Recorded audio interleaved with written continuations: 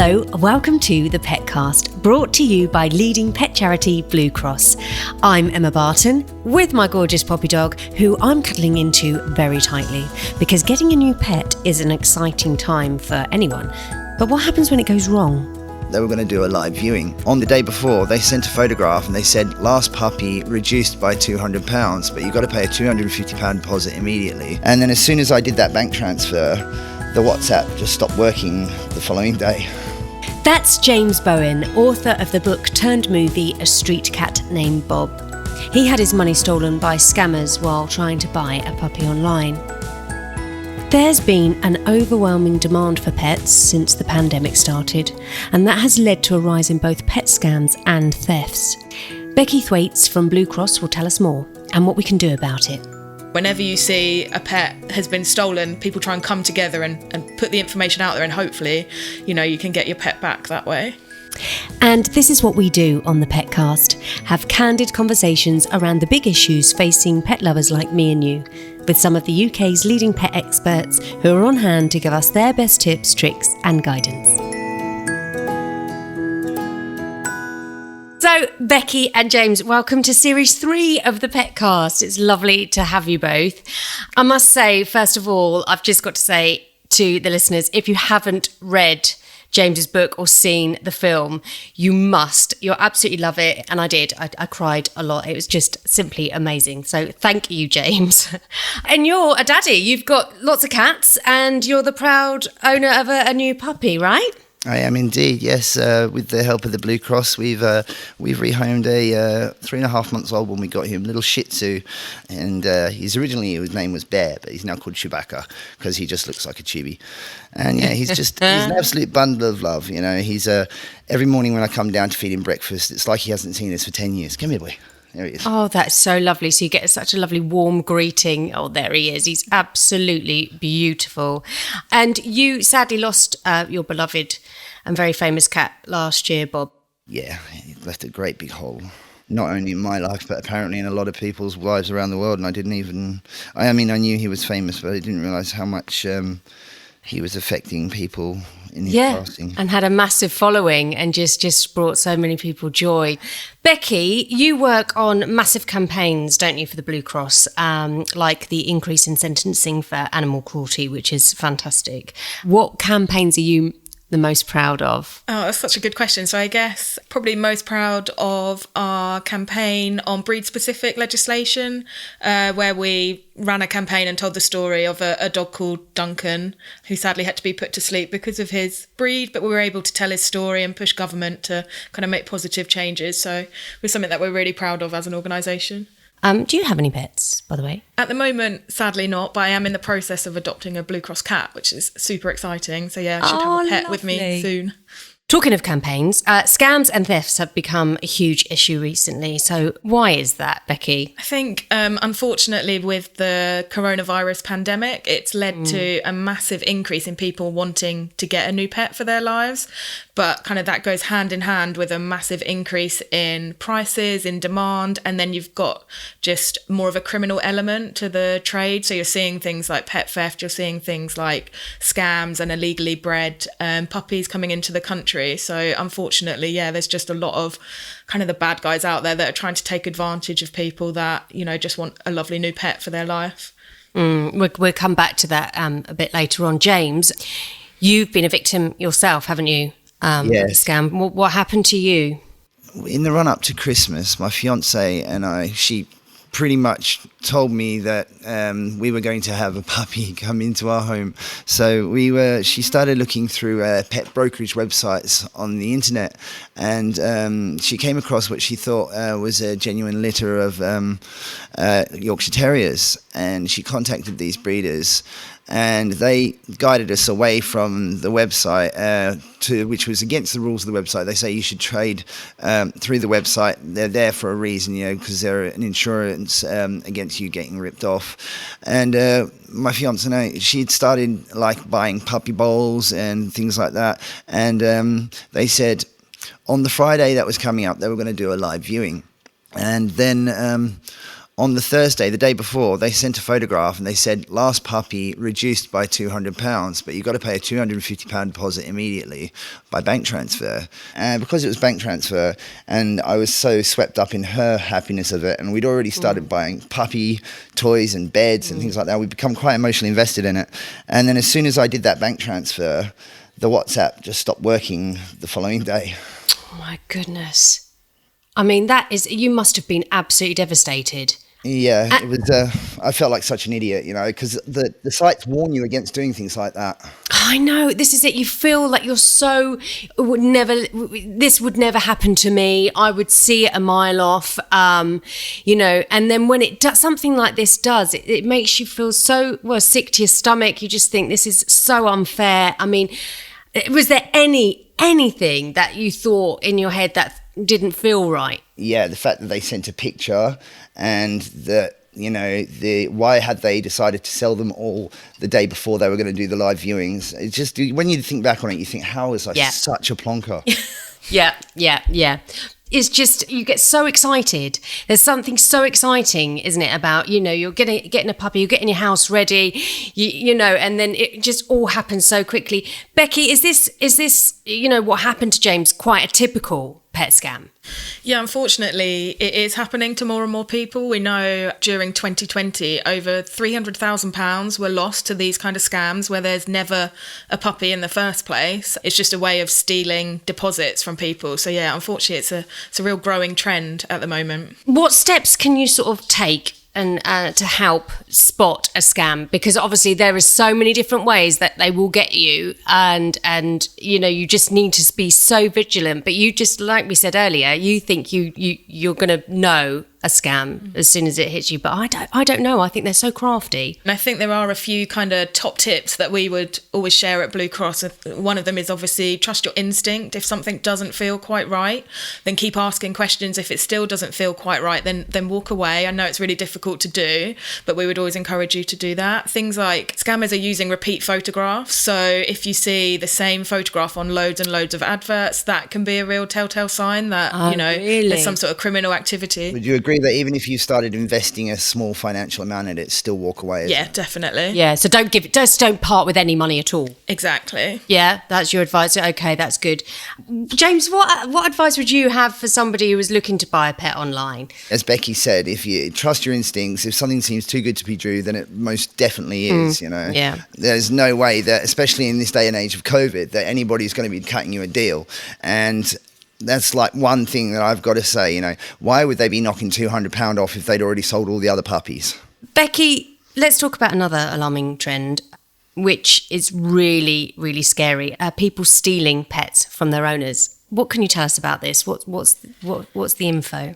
So I think pet theft, again, unfortunately, is something that we've seen going up and up over recent months. There's actually been a 170% rise in pet theft during 2020. Wow. So it's massive. Again, it's similar sort of thing in terms of puppies are being sold for so much money that criminals are seeing it as an opportunity to steal someone's much loved pet and then sell it on to somebody else or breed from it. And that's just why we've seen more and more people deciding, actually, do you know what? I think I can make a quick buck by stealing someone else's dog, which is obviously absolutely horrific for the people that unfortunately lose their pets that way. Yeah, that was actually one of the questions I was going to ask. Why do they do it? But I guess, really, it's as simple as they're just trying to make some money. Yeah, definitely, unfortunately. And I've noticed as well, the prices of puppies are extortionate. Is that because of the pandemic? People have thought this is a great way to make money? Because I think that's really shocking and sad. Yeah, the prices for puppies were already, fairly expensive, but during the pandemic, they've gone absolutely through the roof. And partly that's because when we had the initial lockdown and there was social distancing, some of the good breeders decided to stop breeding. They thought it wasn't a good time to be able to do it safely.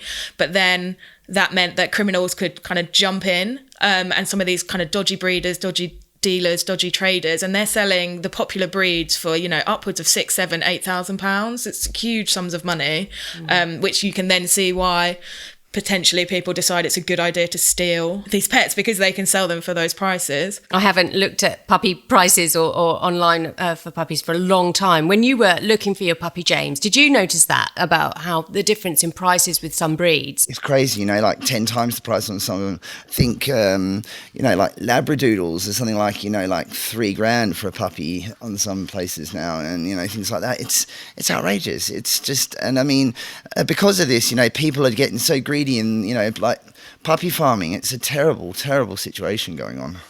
And talking about Labradoodles and stuff, I suppose they're quite trendy, aren't they? They're quite fashionable. They're lovely dogs. They're lovely looking. They're great with families and kids. Are they the breeds that the thieves are targeting, or does it matter? They're just going, oh, there's a dog, got a nice face, I'm going to nick it. Yeah, so I think it's a bit of both. You definitely have got those opportunistic thieves who will just interested in taking any dog, but we are seeing that those more popular breeds, so things like French bulldogs, the designer crossbreeds that James mentioned, loads of those kind of breeds, they sell for so much money that they're being specifically targeted and stolen to order as well, which is obviously really scary. So really, it's what would you've got to be vigilant sort of if you think people are loitering around out by your house or in the way where you walk.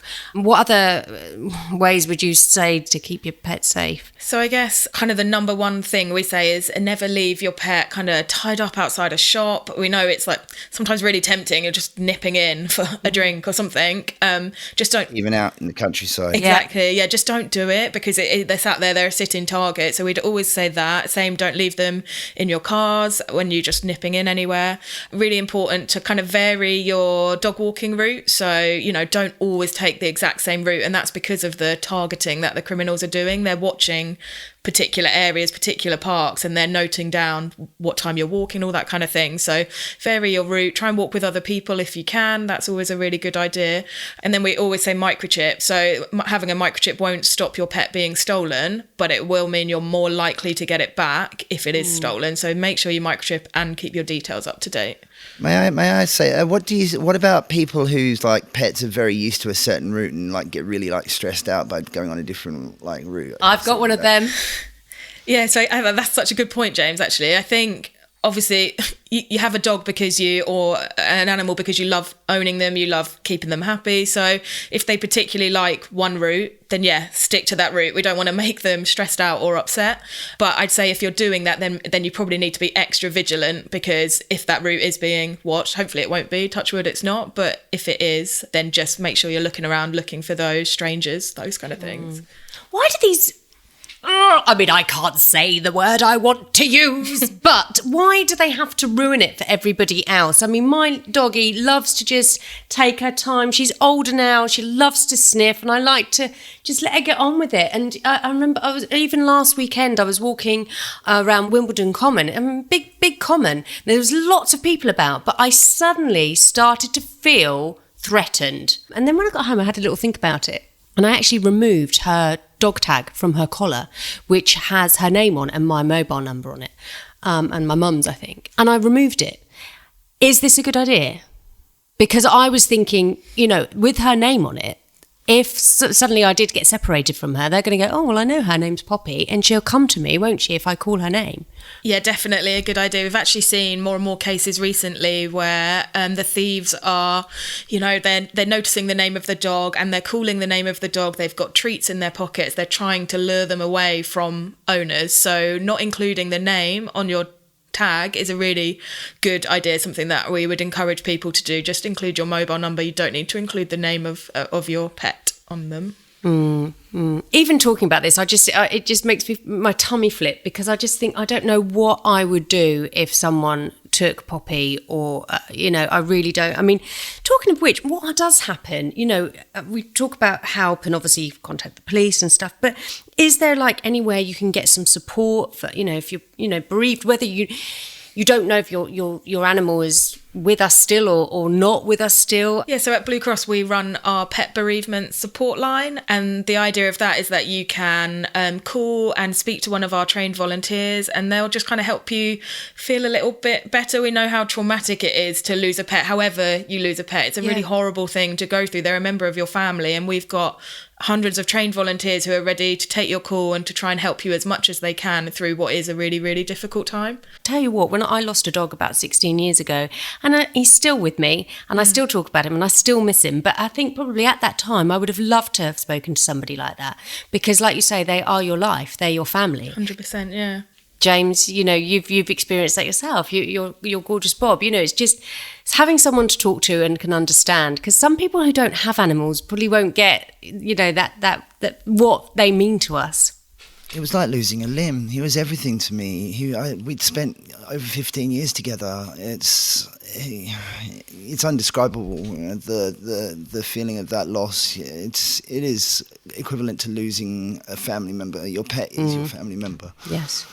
So Becky, are our pets being targeted inside people's homes as well? Is that something to be worried about? Please say no. Yeah, unfortunately, I'm going to have to say yes. So we see sometimes pets are stolen from the garden, sometimes pets are stolen when you're out on a walk, but unfortunately, sometimes people are essentially burgled for their pets. We're also seeing... especially pedigrees. Definitely, yeah. And I think the thing is we all love our pets so much, we want to post them on social media all the time talking about, we've been out on this walk, or here's our pet in the window. And we'd always say, don't include any details that identify the location where you are. So your car registration number, your address on your house, because they're scrolling through social media and looking for kind of tips as to where they can steal pets from. So that's an amazing tip, actually, because I do like to put pictures of Poppy Dog on my Insta pages. Thank you. What can we do? And we don't really want to talk about it, but what happens if someone stole Poppy Dog? What would I have to do? Where do I go to try and get help to get her back? So first thing, contact the police. So obviously it's a crime, so you need to contact the police, make sure you get a crime number. That's really important. Also contact your microchip company. So the microchip company can actually put a flag on the system that says that pet's been stolen. So then if somebody else takes the pet into a vet or, anywhere where it's going to be scanned, it then flags up that it's stolen and someone will be in touch with you. Also, there are great online forums, places like Dog Lost, for example, where you can put all the details, a recent photograph, and then you're more likely to get them back. Because I think, so many pet lovers across the country, and whenever you see a pet has been stolen, people try and come together and put the information out there, and hopefully, you can get your pet back that way. I completely agree with you. Microchips are always absolutely the number one thing, the first thing, when I got... obviously, because I've got 3 new family members this year in my house, so slightly busy. Yeah, all microchipped as soon as possible. Are they going to target? They've done their research. Are they going to go for more of a female dog than a male? It depends area by area, but we are aware that they are targeting dogs to breed from them. So yeah, female dogs may be slightly more likely. Also, we know that a neutered dog is probably a little bit less likely to be stolen, and we would always recommend neutering anyway. So I think in some cases, yes. Becky, please tell me there are positive stories out there that you can sort of tell our listeners about people that may have lost their dogs, had their dogs stolen, and have been reunited. Please. Yeah, definitely. Yeah, it's not all a really sad picture. We know people are reunited. Some people are reunited after years with their pet, so that's amazing. Actually, recently, the police force in Suffolk, they came across a whole load of stolen dogs. They had over 30 stolen dogs that they came across, were able to recover, and then they essentially did a little bit of a doggy lineup, put them all out onto local media to try and get people to recognise their pets, so that then they could be reunited with their owners. So yeah, it's definitely not all doom and gloom, and people are reunited really regularly with their pets. And I suppose that's also with the help of communities as well. I know we sort of spoke about that earlier, but people, back in the day, we used to put a notice on a tree, didn't we, and say, have you seen our cat, seen our dog? I mean, it's just that's when social media is fantastic and can help Yeah, 100%. I think we all spend so much of our lives on social media these days, and actually we see communities really come together. We've got organisations like Dog Lost who really get people to kind of share information about pets that are missing, that they can report any adverts. So if they see an advert and it looks a little bit dodgy, maybe it's a stolen dog, they can report it, and just kind of keeping an eye out for pets that are missing in the local area, making sure you share stuff with your local community. That's a good one. Like, so basically, even if you're not looking to get a new dog, puppy, and you see a website on your Facebook page, on your Insta, and go, that looks a bit iffy, report it yourself. Just get out there, report it. So someone like Action Fraud or the police, or share it, or just even share it. Definitely contact Action Fraud, even if you're seeing not necessarily stolen pets, but the dodgy breeders or ones that look potentially like a scam.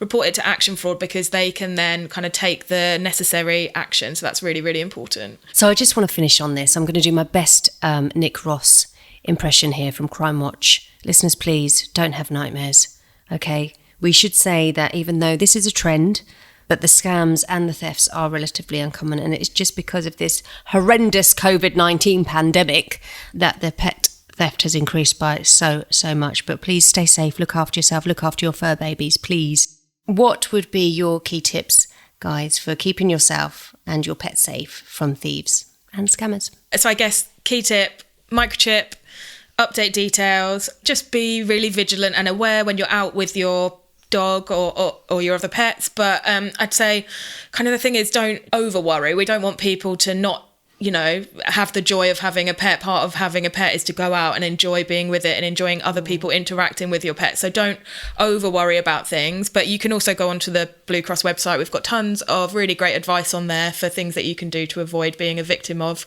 pet theft. Oh, thank you, Becky. James, what do you reckon? Well, just as like Becky said, and also, I mean, always try to get like a live screening if you can. Try not to buy from, if you've got a breeder, check that they're not like that they're like a good breeder, I guess, and don't be afraid to walk away, and don't get emotionally invested until you're sure about it, because it hurts. It really hurts when you're wrong. You feel like such a mug. My little tip would be as well, probably, unless your dog has got an amazing recall, probably maybe in big sort of commons and things in woods, maybe don't let them off the lead. Is that a good tip, Becky? Yeah, I think that's a really good idea. I think having good recall with your dog is really important. But if you don't, then don't just let them off the lead, especially not in an area you're not used to. So keep them on a lead, and you can get an extendable lead so they can still have a really good walk. Yeah, they can. Oh, it's been an absolute joy talking to you both. Thank you so much. And I've loved meeting Chewy, and I'm sorry I didn't get to see your other moggies, but they, what a lovely little life they've got with you, James, I tell you. And don't forget to look James up, because he's got a lovely book and film. So you should follow him, and he's just fabulous. And Becky, amazing as always. Thank you so much for joining us today. That's it for this Petcast. If you've enjoyed this episode, please feel free to share it with a fellow pet lover, and click follow or subscribe to get the latest episode on your phone when it's ready. For more information about everything we've talked about, go to bluecross.org.uk/Petcast. I'm Emma Barton, and the Petcast is a Bengo media production for Blue Cross.